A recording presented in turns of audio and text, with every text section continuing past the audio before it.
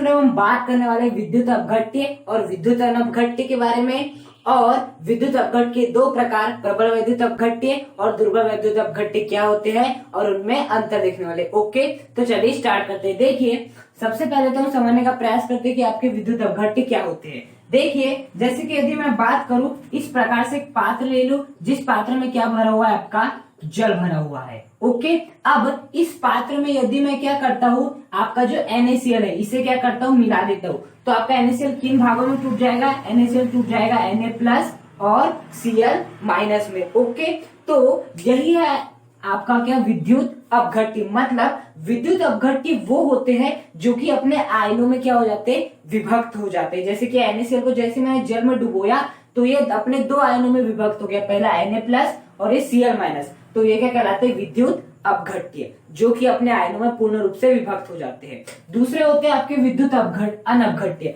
विद्युत अनपघट्य वे होते हैं जो कि अपने आयनों में वियोजित नहीं होते। जैसे कि यदि मैं बात करूं C2H5OH एथिल अल्कोहल, यदि मैं बात करूं आपके ईथर की, तो ये भी क्या है, आपका विद्युत अनपघट्य। मतलब इसे यदि आप जल में वियोजित करोगे तो ये अपने आयनों में नहीं टूटेंगे। ओके, तो ये होते हैं आपके विद्युत अपघट्य और ये होते हैं आपके विद्युत अनपघट्य। अब जो आपके विद्युत अपघट्य होते हैं वो भी दो प्रकार के होते हैं।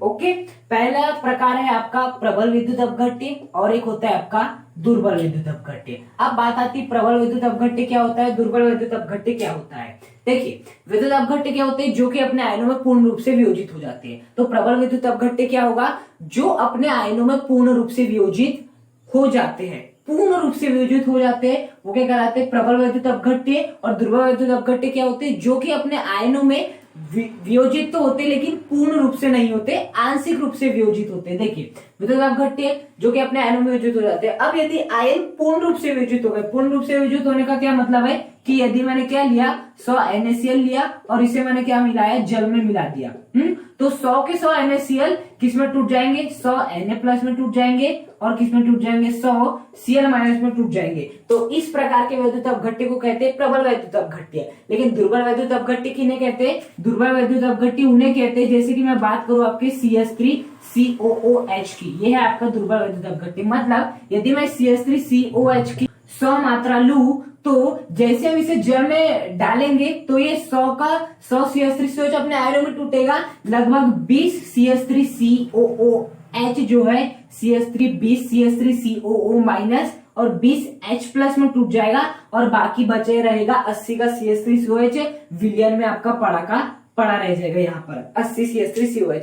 तो ये होते हैं आपके दुर्बल वैद्युत अपघट्य, जो आयनों में विभक्त तो होते हैं लेकिन आंशिक रूप से, पूर्ण रूप से नहीं होते। जबकि प्रबल वैद्युत अपघट्य क्या होते हैं, जो कि अपने आयनों में पूर्ण रूप से वियोजित हो जाते हैं। ओके, यदि हम प्रबल वैद्युत अपघट्य की एग्जांपल की बात करें तो आपका NaCl हो गया, आपका KCl होगा। ओके, यदि मैं दुर्बल वैद्युत अपघट्य की एग्जांपल की बात करूं तो आपका CH3COH एक आपका क्या है, दुर्बल वैद्युत अपघट्य है। एक और रहता है आपका NH4OH, ये भी क्या आपका दुर्बल वैद्युत अपघट्य है। ओके, अब हम बात करेंगे प्रबल वैद्युत अपघट्य और दुर्बल वैद्युत अपघट्य में अंतर के बारे में। देखिए, सबसे पहला अंतर तो यही हुआ कि प्रबल वैद्युत अपघट्य अपने आयनों में पूर्ण रूप से वियोजित हो जाते हैं, जबकि दुर्बल वैद्युत अपघट्य अपने आयनों में आंशिक रूप से वियोजित होते हैं।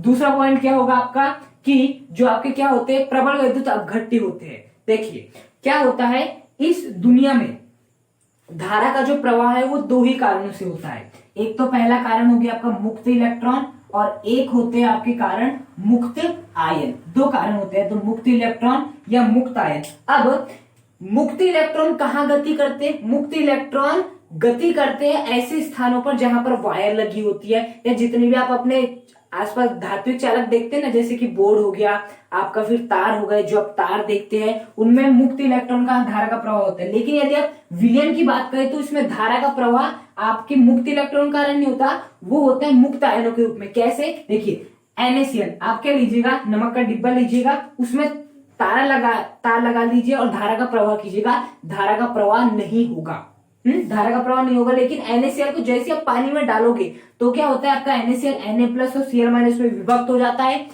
अर्थात मुक्त आयन प्राप्त हो गए। और जैसे मुक्त आयन प्राप्त हुए तो आप क्या करना, वहां ऐसे तार लगाना, तो उससे आपको विद्युत धारा प्राप्त होगी। क्या होगी, विद्युत धारा प्राप्त होगी। मतलब विलयनों में जो धारा का प्रवाह होता है वो किसके कारण होता है, आपके मुक्त आयन के कारण होता है। मुक्त आयन जितने ज्यादा होंगे धारा का प्रवाह भी उतना ही ज्यादा होगा। अब देखिए प्रबल वैद्युत अपघट्य के लिए जो विद्युत धारा का प्रवाह होगा अर्थात विद्युत धारा का जो प्रवाह होगा वो कैसा होगा, अधिक से अधिक होगा। क्यों? क्योंकि प्रबल वैद्युत अपघट्य का एग्जांपल क्या है, 100 NaCl। मैंने जैसे 100 NaCl को डाला तो 100 Na+ बने, 100 Cl- बने। तो बताओ 100 धनायन मुक्त हो गया, 100 ऋणायन मुक्त हो गया, मतलब यहाँ पर कितने मुक्त हो गए, 200 आयन मुक्त हो चुके हैं और 200 आयन गति करेंगे। तो बताओ जो विद्युत धारा का प्रवाह बहुत अधिक होगा। विद्युत धारा का प्रवाह अधिक होने का गुण क्या कहलाता है, चालकता। क्या? चालकता। चालकता का मतलब क्या होता है, विद्युत धारा प्रवाहित करने का गुण। तो प्रबल वैद्युत अपघट्य के लिए चालकता का मान अधिक होता है। क्यों?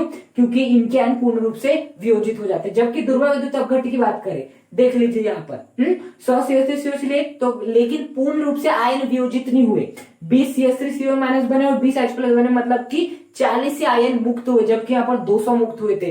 तो बताओ यहाँ पर जो धारा का प्रवाह होगा यहाँ की तुलना में कम होगा अर्थात प्रबल वैद्युत अपघट्य की तुलना में कम होगा, जिस कारण चालकता का मान भी कम होगा। तो इसके लिए यदि हम बात करें तो चालकता का मान कैसा होता है आपका, अधिक होता है। जबकि इसके लिए यदि मैं बात करूं तो आपके चालकता का मान क्या होता है, आपका कम होता है। दो अंतर, एक परिभाषा, चालकता का मान अधिक, चालकता का मान कम। तीसरा अंतर क्या हो गया, इनके example NaCl, KCl, CH3COH, NH4OH। अब देखिए चौथा पॉइंट होता है आपका तनुता। क्या होता है आपकी तनुता? देखिए क्या होता है, तनुता बढ़ाने पर, क्या बढ़ाने पर, तनुता बढ़ाने पर प्रबल विद्युत अपघट्य की चालकता पर उतना प्रभाव नहीं पड़ता। मतलब कि तनुता यदि हम बढ़ाते हैं तो चालकता पर कोई भी प्रभाव नहीं पड़ता, मतलब चालकता पर उतना प्रभाव नहीं पड़ता जितना कि पड़ना चाहिए। जबकि यदि मैं दुर्बल विद्युत अपघट्य की तनुता बढ़ा दूं तो चालकता का जो प्रभाव है बहुत अधिक पड़ता है। अब वो कैसे, देखिए तनुता का अर्थ होता है आपका विलय की मात्रा कम करना। विलय की मात्रा को कम करने की प्रक्रिया क्या कहलाती है, तनुता कहलाती है। हाँ, अब देखिए जैसे कि आपका इस प्रकार से विलयन है, अब इस विलयन में क्या भरा हुआ है, आपका NaCl भरा हुआ है। अब आपको क्या करना है, इस NaCl को क्या करना है, कम करना है। NaCl को कम करना है क्योंकि हमें क्या बढ़ाना है, तनुता बढ़ाना है। क्योंकि हम तनुता बढ़ाने वाला केस देख रहे हैं तो हमें तनुता बढ़ाना है। तनुता बढ़ाने मतलब विलय की मात्रा कम करना है, क्योंकि तनुता क्या होता है, विलय की मात्रा का कम करने का गुण। तो तनुता बढ़ाने का अर्थ होता है विलय की मात्रा कम करना। और विलय की मात्रा कम हम दो प्रकार से कर सकते हैं, या तो आप NaCl निकालते जाइए, निकालते जाइए, निकालते जाइए, निकालते जाइए, विलय अपने आप कम होता जाएगा और तनुता अपने आप बढ़ती जाएगी। दूसरा क्या होगा आपका कि आप बाहर से बहुत अधिक क्या मिला दो, आप बाहर से और अधिक क्या मिला दो, विलायक मिला दो। आप जैसे विलायक बड़ा मिलाते जाओगे, मिलाते जाओगे, मिलाते जाओगे, मिलाते जाओगे तो विलायक इतना ज्यादा हो जाएगा कि NaCl उस विलायक की तुलना में क्या हो जाएगा, बहुत कम हो जाएगा। तो आपके पास दो रास्ते हैं। पहला रास्ता है कि NaCl निकाल लो और दूसरा रास्ता है कि विलायक मिलाते जाओ, मिलाते जाओ, मिलाते जाओ। तो हम क्या करते हैं, तनुता बढ़ाने के लिए हम विलायक को मिलाते जाते हैं, मिलाते जाते हैं, मिला लेते जाते हैं। हाँ, अब देखना जैसे मैंने क्या किया, तनुता बढ़ाया था, विलायक को बढ़ाया।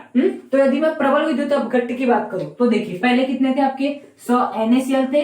इसे मैंने जैसे ही आपके जल में घोला तो 100 Na+ टूट गए और 100 क्या टूट गए, आपके Cl- टूट गए और आसानी से क्या होने लगा, धारा का प्रवाह होने लगा।